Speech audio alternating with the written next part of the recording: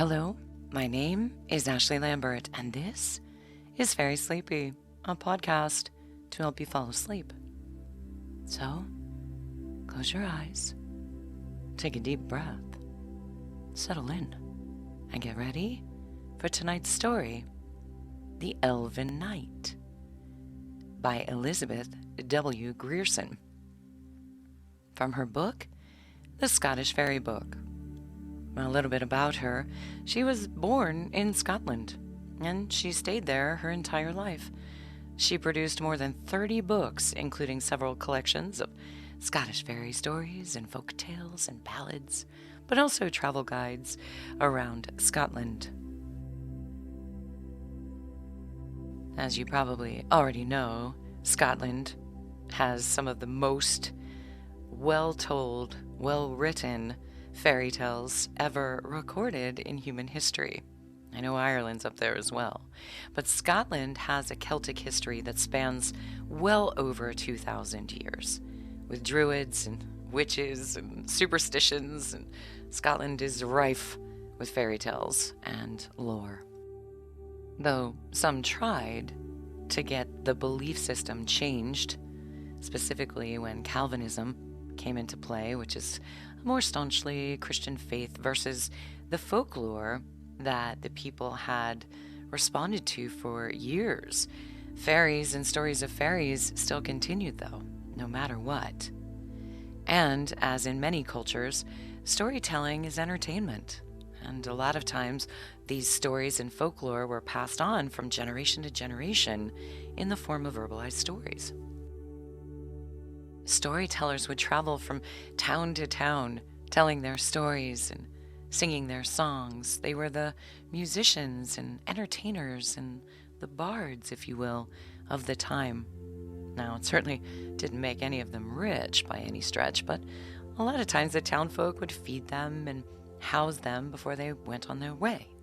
They would toss a coin, so to speak.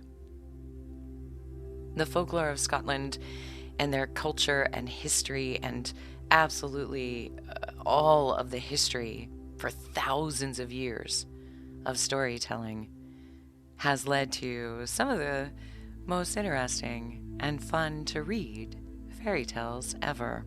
By the way, in case you weren't aware, the unicorn is the official national animal of Scotland.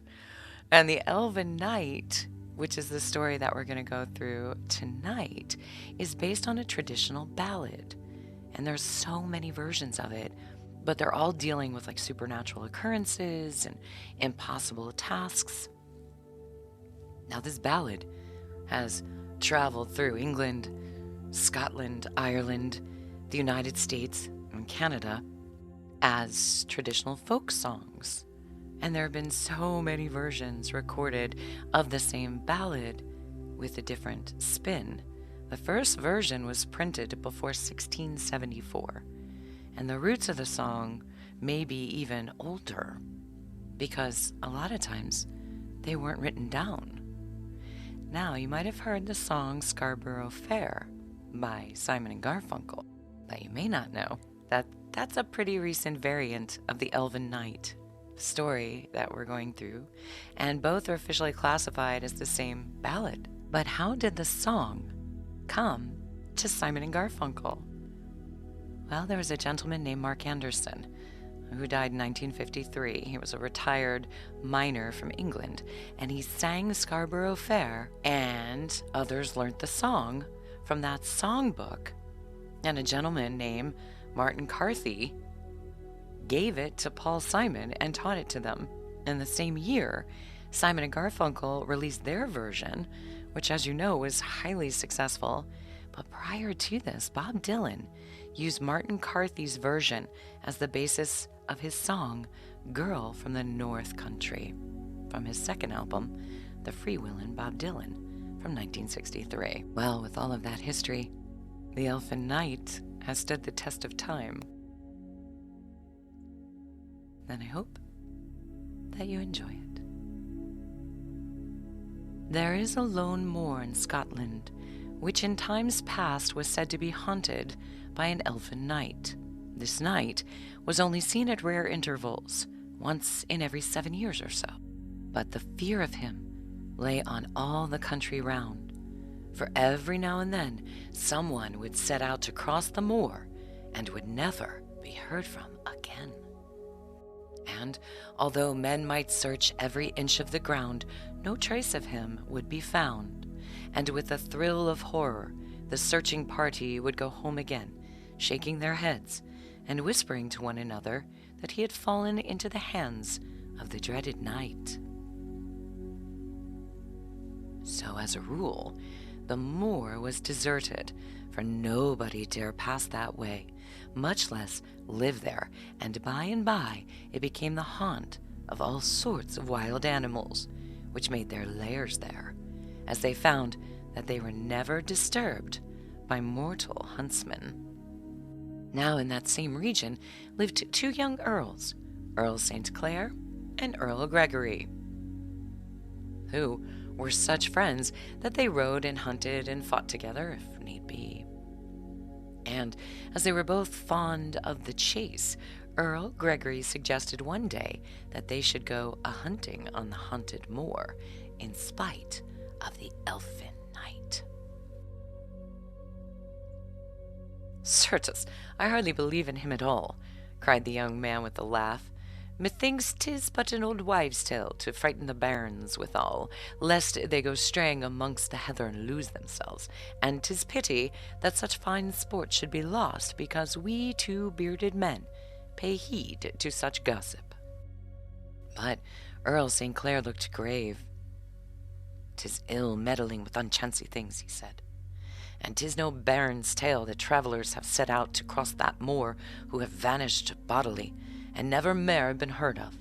But it is, as thou sayest, a pity that so much good sport be lost, all because an elfin knight choosest to claim this land as his, and make us mortals pay toll for the privilege of planting a foot upon it.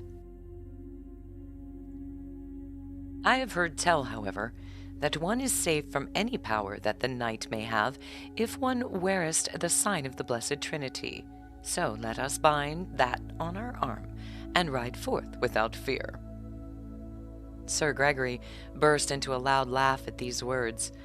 "Dost thou think that I am one of the barons?" he said.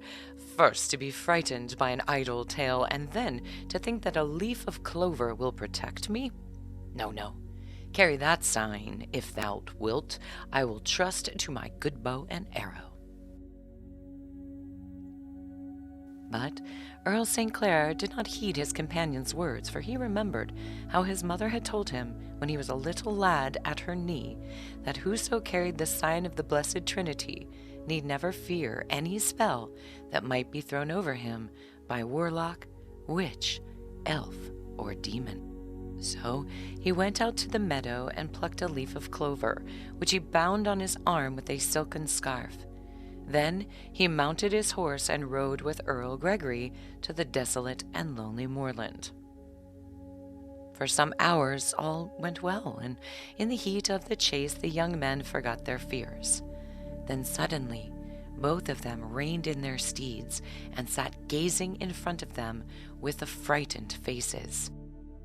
For a horseman had crossed their track, and they both would fain have known who he was and whence he came.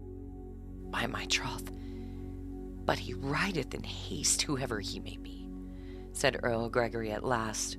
"And though I always thought that no steed on earth could match mine for swiftness, I reckon that for every league that mine goeth, his would go 7. Let us follow him, and see from what part of the world he cometh." "The Lord forbid that thou shouldest stir thy horse's feet to follow him," said Earl St. Clair devoutly. "Why, man, 'tis the Elfin Knight. Canst thou not see that he doth not ride on the solid ground, but flieth through the air, and that although he rideth on what seemeth a mortal steed, he is really carried by mighty pinions, which cleave the air like those of a bird? Follow him, forsooth. It will be an evil day for thee when thou seekest to do that." But Earl St. Clair forgot that he carried a talisman which his companion lacked, that enabled him to see things as they really were. while the other's eyes were holden, and he was startled and amazed when Earl Gregory said sharply, "Thy mind hath gone mad over this Elvin Knight. I tell thee, he who passed was a goodly knight, clad in a green vesture, and riding on a great black jennet, and because I love a gallant horseman, and would fain learn his name and degree, I will follow him till I find him, even if it be at the world's end." And without another word, he put spurs to his horse and galloped off in the direction which the mysterious stranger had taken, leaving Earl St. Clair alone upon the moorland, his fingers touching the sacred sign and his trembling lips muttering prayers for protection, for he knew that his friend had been bewitched, and he made up his mind, brave gentleman that he was, that he would follow him to the world's end if need be, and try to deliver him from the spell that had been cast over him. Meanwhile, Earl Gregory rode on and on, ever following in the wake of the knight in green, over moor and burn and moss, till he came to the most desolate region that he had ever been in his life, where the wind blew cold as if from snowfields, and where the frost lay thick and white on the withered grass at his feet. And there, in front of him, was a sight from which mortal man might well shrink back in awe and dread, for he saw an enormous ring marked out on the ground, inside of which the grass, instead of being withered and frozen, was lush and rank and green, where hundreds of shadowy elven figures were dancing, clad in loose transparent robes of dull blue, which seemed to curl and twist round their wearers like snaky wreaths of smoke. These weird goblins were shouting and singing as they danced, and waving their arms above their heads, and throwing themselves about on the ground for all the world as if they had gone mad. And when they saw Earl Gregory halt on his horse just outside the ring, they beckoned to him with their skinny fingers. "Come hither, they shouted. "Come tread a measure with us, and afterwards we will drink to thee out of our monarch's loving cup." And strange as it may seem, the spell that had been cast over the young earl was so powerful that in spite of his fear, he felt that he must obey the summons, and he threw his bridle on his horse's neck and prepared to join them. But just then, an old and grizzled goblin stepped out from among his companions and approached him. Apparently, he dare not leave the charmed circle, for he stopped at the edge of it. Then, stooping down and pretending to pick up something, he whispered in a hoarse whisper, "I know not whom thou art, nor from whence thou comest, Sir Knight, but if thou lovest thy life, see to it that thou comest not within this ring, nor join us in our feast, else wilt thou be forever undone." But Earl Gregory only laughed. "I vowed that I would follow the Green Knight," he replied, "and I will carry out my vow, even if the venture leadeth me close to the nethermost world." And with those words, he stepped over the edge of the circle, right in amongst the ghostly dancers. At his coming, they shouted louder than ever and danced more madly and sang more lustily than, all at once, a silence fell upon them, and they parted into two companies, leaving a way through their midst, up which they signed to the earl to pass. He walked through their ranks till he came to the middle of the circle, and there, seated at a table of red marble, was the knight whom he had come so far to seek, clad in his grass-green robes. And before him on the table stood a wondrous goblet, fashioned from an emerald, and set round the rim with blood-red rubies. And this cup was filled with heather ale, which foamed up over the brim. And when the knight saw Sir Gregory, he lifted it from the table and handed it to him with a stately bow, and Sir Gregory, being very thirsty, drank.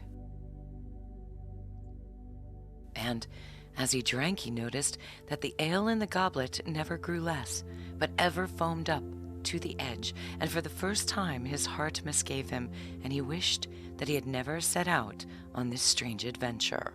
But alas, the time for regrets had passed, for already a strange numbness was stealing over his limbs, and a chill pallor was creeping over his face, and before he could utter a single cry for help, the goblet dropped from his nerveless fingers, and he fell down before the Elfin Knight like a dead man. Then a great shout of triumph went up from all the company, for if there was one thing which filled their hearts with joy, it was to entice some unwary mortal into their ring and throw their uncanny spell over him, so that he must needs spend long years in their company.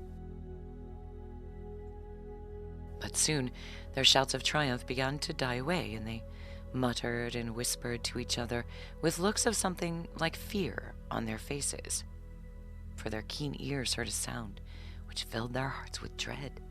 It was the sound of human footsteps, which were so free that they knew at once that the stranger, whoever he was as yet untouched by any charm, and if this were so, he might work them ill and rescue their captive from them. And what they dreaded was true, for it was the brave Earl St. Clair who approached, fearless and strong, because of the sign he bore. And as soon as he saw the charmed ring and the dancers, he was about to step over its magic border, when the little grizzled goblin who had whispered to Earl Gregory came and whispered to him also. "Alas, alas," he exclaimed, with a look of sorrow on his wrinkled face. "Hast thou come as thy companion came, to pay thy toll of years to the Elfin Knight? Oh, if thou hast wife or child behind thee, I beseech thee, by all that thou holdest sacred, to turn back ere it be too late." "Who art thou, and from whence hast thou come?" asked the Earl, looking kindly down at the little creature in front of him. "I came from the country thou hast come from," wailed the goblin, "for I was once a mortal man, even as thou. But I set out over the enchanted moor, and the Elfin Knight appeared in the guise of a beauteous knight, and he looked so brave and noble and generous that I followed him hither, and drank of his heather ale, and now I am doomed to bide here till 7 long years be spent. As for thy friend Sir Earl, he too hath drunk of the accursed draught, and he now lieth as dead at our lawful monarch's feet. He will wake up, 'tis true, but it will be in such a guise as I wear, and to the bondage with which I am bound." "Is there naught that I can do to rescue him?" cried Earl St. Clair eagerly, "ere he taketh on him the elfin shape? I have no fear of the spell of his cruel captor, for I bear the sign of one who is stronger than he. Speak speedily, little man, for time presseth." "There is something that thou couldst do, Sir Earl," whispered the goblin, "but to say it were a desperate attempt, for if thou failest, then there could not even the power of the blessed sign save thee." "And what is that?" asked the Earl impatiently. "Thou must remain motionless," answered the old man, "in the cold and frost till dawn break, and the hour cometh when they sing matins in the holy church. Then must thou walk slowly 9 times round the edge of the enchanted circle, and after that thou must walk boldly across it to the red marble table where sits the Elfin Knight. On it thou wilt see an emerald goblet studded with rubies and filled with heather ale. That must thou secure and carry away. But whilst thou art doing so, let no word cross thy lips, for this enchanted ground whereon we dance may look solid to mortal eyes, but in reality it is not so. 'Tis but a quaking bog, and under it is a great lake wherein dwelleth a fearsome monster. And if thou so much as utter a word, why thy foot resteth upon it, thou wilt fall through the bog and perish in the waters beneath. So saying, the grisly goblin stepped back among his companions, leaving Earl St. Clair standing alone on the outskirts of the charmed ring. There he waited, shivering with cold, through the long, dark hours, till the gray dawn began to break over the hilltops, and, with its coming, the elfin forms before him seemed to dwindle and fade away. At the hour when the sound of the morning bell came softly pealing from across the moor, he began his solemn walk. Round and round the ring he paced, keeping steadily on his way, although loud murmurs of anger like distant thunder rose from the elfin shades, and even the very ground seemed to heave and quiver as if it would shake this bold intruder from its surface. But through the power of the blessed sign on his arm, Earl St. Clair went on unhurt.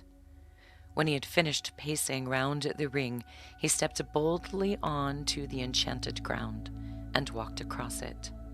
And what was his astonishment to find that all the ghostly elves and goblins whom he had seen were lying frozen into tiny blocks of ice, so that he was sore put to it to walk amongst them without treading upon them.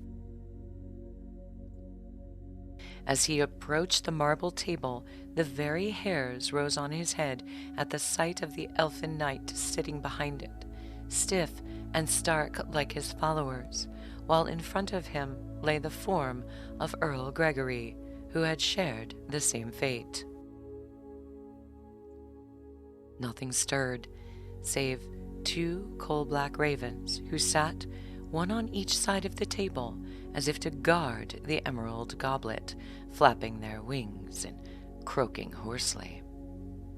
When Earl St. Clair lifted the precious cup, they rose in the air and circled round his head, screaming with rage and threatening to dash it from his hands with their claws, while the frozen elves and even their mighty king himself stirred in their sleep and half sat up, as if to lay hands on this presumptuous intruder.